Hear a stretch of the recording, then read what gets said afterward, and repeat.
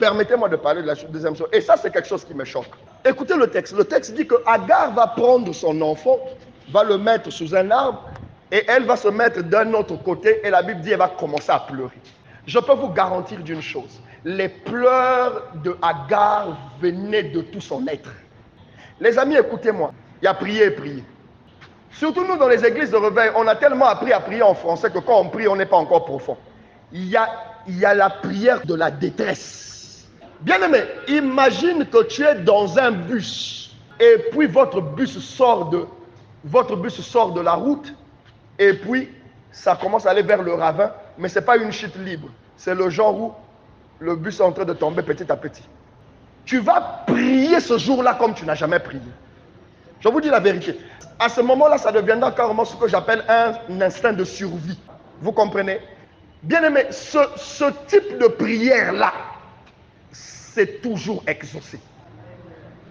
C'est-à-dire, la qualité de prière qui est telle que, Seigneur, si tu ne fais pas là, je suis fini.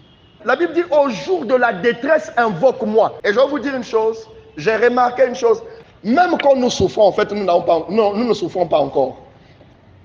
C'est-à-dire que la façon de prier, non, il y a encore un peu de la blague dedans. On te pointe une arme comme ça là. Quand tu as dit Jésus, le Jésus là, tu n'as jamais prononcé ce Jésus là depuis que tu es né. Je ne sais pas si je me fais comprendre. La Bible dit au jour de la détresse. C'est-à-dire au jour de la détresse. David dit, je lève mes yeux vers les montagnes, d'où me viendra le secours. Il est conscient que ses ennemis l'ont environné, il est sur le point de mourir. Il dit, le secours me vient de l'Éternel qui a fait les cieux et la terre. Et Agar et son enfant étaient poussés à l'extrême. Maintenant, regardez ce qui me marque. Lisez bien, relisez l'histoire. La Bible dit que Dieu a apparu à Agar à cause de l'enfant. Je viens de vous dire que c'est la mère qui pleurait. La Bible dit, Dieu a dit à Agar, j'ai écouté les pleurs de l'enfant. Amen.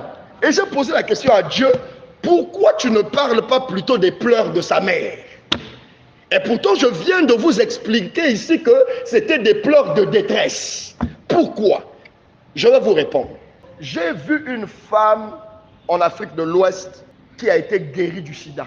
Elle montre les photos de sida stade final. Dieu l'avait guérie. Cette femme-là a l'onction. Elle est consacrée à Dieu à un degré. Vous savez pourquoi? Parce qu'elle a failli mourir. J'ai comme l'impression qu'il y a certaines personnes que Dieu permet que tu arrives jusqu'à ce niveau-là. Parce que quand tu vas sortir de là, tu vas toucher une spiritualité que tu n'as jamais atteinte. Quand vous voyez les maris de Magdala là, être capables de prendre le parfum de nard, donner, c'est-à-dire un parfum de 600 000, si je peux le dire comme ça.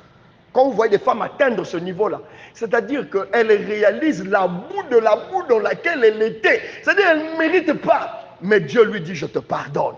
Vous savez, depuis que je suis en train d'étudier sur la grâce, je dis à Dieu, je n'arrive pas, je pense que toute ma vie, je ne pourrai pas trouver les bons mots pour te dire merci pour ce que tu as fait pour nous à la croix.